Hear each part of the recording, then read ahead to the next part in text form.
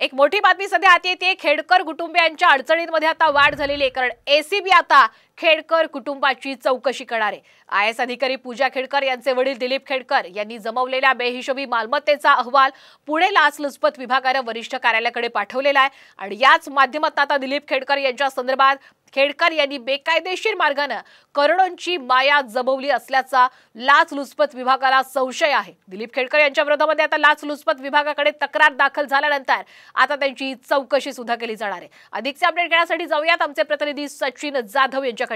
सचिव, आपण पाहतोय की आता फक्त पूजा खेडकरच नाही तर संपूर्ण खेडकर कुटुंबांच्याच अडचणीत वाढ झालेली, कारण आता एसीबी त्यांची चौकशी करणार आहे। काय एसीबीने आपल्या अहवालात म्हटलंय? नक्कीच आपण पाहतोय की आयएएस पूजा खेडकर प्रकरणात आता खेडकर कुटुंबाच्याच अडचणीत वाढ होण्याची शक्यता जी आहे ती निर्माण झाली आहे।